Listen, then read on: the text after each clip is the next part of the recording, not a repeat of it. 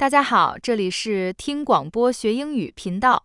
人工智能将给娱乐带来什么升级呢？这个节目讨论了童年时希望虚构人物能够变成现实的愿望，暗示 AI 的进步可以将静态故事和角色转变为互动、持久的体验，改变我们与娱乐内容的互动方式。好了，这个节目会非常有意思。When I was 10, I spent a lot of time playing with my Spider-Man action figures. I would have done anything for them to come to life. I honestly would take Gandalf over any therapist, but it's been pretty hard to connect with the guy since I long ago finished all of Tolkien's works and movies. Why is it that we have to say goodbye on the final page? We may not need to. Stories are changing, moving from static sketches and scripted narratives to living worlds and characters. AI agents are changing the way we can tell stories. These agents aren't just chatbots. They're any autonomous system that can take a directive or task and accomplish it without human intervention. Virtual assistants like a ChatGPT, autonomous vehicles like a Waymo Tesla, robots moving boxes in an Amazon warehouse. These are all agents. But now they're changing storytelling too. We can bring together the active participation of video games with a much more natural social form of interaction, enabled by AI agents. I want to show you a hint of what I mean. Characters that come to life with their own personalities, styles, voices, and expression, while still being able to interact with one another, the audience, and the environment. These interactions that you're going to see are not scripted. Many of them filmed over the last few days here at TED and in Vancouver. Anyways, meet Caleb. Oh, hey, Grandma. Welcome to my secret attic hideout. What's Mr. Moose doing there? That's actually Brother Moose, not Mr. Moose. He's like, the wise old moose who gives me advice and stuff. Oh, by the way, thanks for showing me your old superhero action figure, Grandma. It's like totally awesome. What's its name? Mighty Squirrel. Really? Yes. Wow, that's so awesome. A squirrel with superpowers. That's nuts. Get it? Nuts? Like what squirrels eat? I bet Mighty Squirrel had some epic battles with evil acorns. By having that real-time responsiveness, Caleb makes the audience feel seen and heard, as if they're all inhabiting the shared space. And it isn't just any audience, that's actually my amazing grandma. The characters can also come together with one another and take ideas from the audience and improvise new content on the fly. Huh? Ready for action. Whoa! Oof, that didn't go well. My arm is acting up.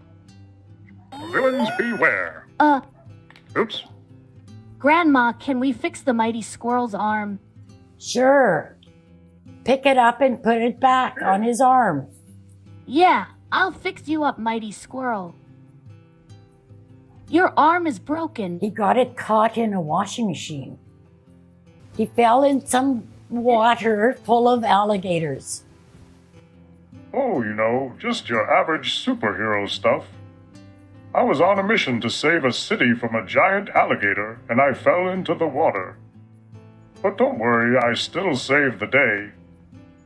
Each of these characters has their own internal reasoning and motivations, but they actually take those ideas from my grandma and then create new content in real time. They can even allow the audience to shape the overall story arc and conclusion of the experience. Prepare yourselves, for the Mighty Squirrel is about to take flight. Whoa! Aha. Uh-huh. Grandma, do you have anything to help me take flight again? There's an eagle outside on a tree. An eagle, you say? Perfect. Time to spread my wings and soar through the skies. Whoa, Mighty Squirrel, you're gonna be the coolest flying superhero ever. And we'll have epic battles with the evil villains. Okay, so I'm mainly just jealous that Caleb is getting out of the experience I always wanted as a child, but I also love seeing how he takes the story, puts it in the audience's hands, and turns it into a canvas for their imagination. This is, of course, a tiny slice of what's possible. with there already being other AI-enabled games and experiences that exist today. Most exciting for me is a brand new genre we're seeing emerge that takes social interaction and conversation and puts it as the core mechanic of the experience. So let's say instead of jump and shoot, you actually have to use your social skills to navigate complex social scenarios and mediate conflicts. That's how you win the game. I would definitely have benefited more from that type of game than the ones I was playing when I was a teenager. And it's not just pure games per se. Imagine I had an AI tutor who texted me to remind me of a session and then jumped with me into a virtual world, walking through the emperor's chambers in ancient China, casually switching between English and Chinese as we reviewed last week's history lesson.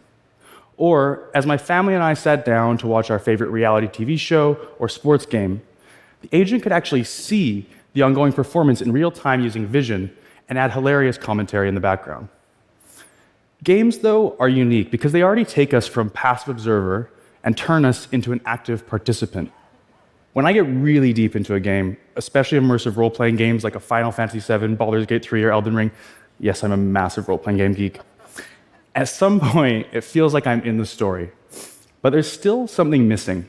The core mechanics of these experiences, jump and shoot, hack and slash, point and click, feel so distant from the natural ways that I interact with people and things in my own life. And so as immersed as I get in these experiences, it kind of feels like I'm stuck on these rails set out by the developer and nudged along from scripted point to scripted point based on the buttons that I press. And immersion requires a sense of real-time responsiveness, a sense that there's a consequence that is immediate and lasting and unique to the choices and actions that I take. However, until now, it's been extremely difficult to pre-script every combination of consequences to every permutation of player behaviors.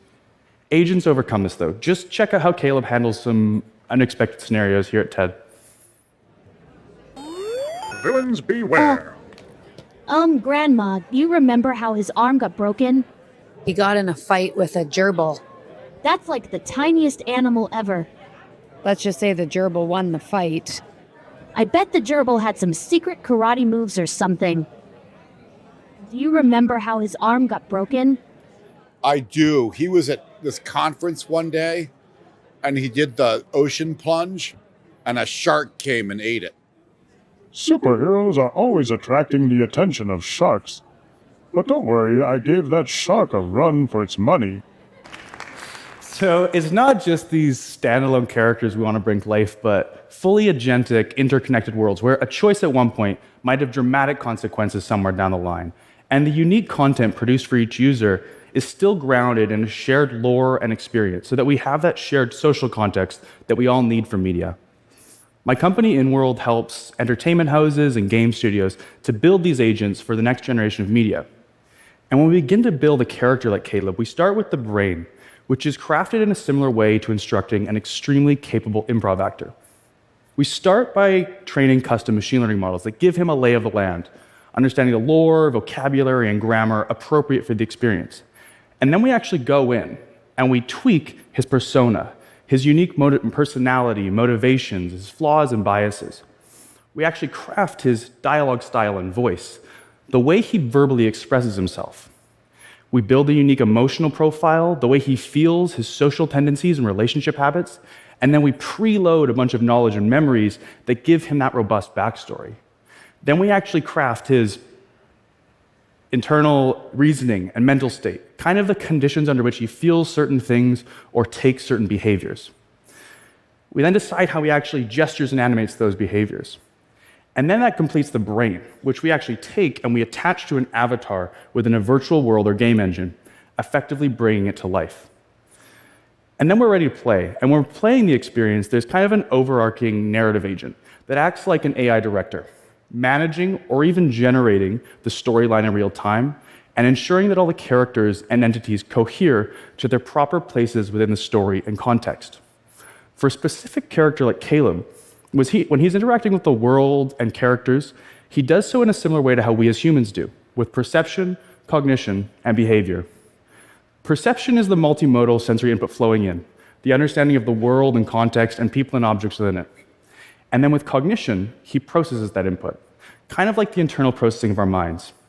He filters out irrelevant information to make sure everything is safe and narrative aligned. He extracts out important signals like sentiment, intent, emotional cues. He retrieves relevant memories from his past and even generates new ones on the fly, finally reasoning over what to do, both verbally and non-verbally. And finally, with behavior, he actually generates his responses. He decides what to say and how to say it, what facial and body gestures to use, what actions to take, and people and objects to interact with. And that's what brings the character to life. And so, as amazed as I am by all these task-focused applications of AI that are coming out, the more I work with studios and creatives, the more excited I am for the potential for these agents to extend human creative potential, and for them to allow audiences to step beyond the script, for them to give audiences agency and allow them to co-create experiences that stem from their own imagination. To finish it off, here's a few funny takes from here at TED, starting with Polly, whose son is actually named Caleb. You ready to play one, Ed, Caleb? Absolutely, Grandma. Let's dive into some epic superhero adventures together. Let's do it. Can you hear me? Of course I can hear you, silly. I love playing basketball. Oh, wow. And which is your favorite basketball player? Definitely LeBron James. Sure. Thanks for showing me your old superhero action figure. You mean the man in his underwear? Haha, yeah. He's like a tough guy in his undies, ready to save the world. What's its name? Johnny Me Rotten Bad. Uncle, you're so silly. Does he have like a guitar for a weapon? He sure does. No way. Way. No way. Way. Does he zap bad guys with his electric powers? No. He zaps people and gives them love. He's a nice superhero. Wow, that's different. He uses love to fight the bad guys. Yeah, and guess what? That's so cool. He always wins. Thank you. So, it seems like there's a pretty solid chance my Spider-Man action figures could come to life after all. Thank you.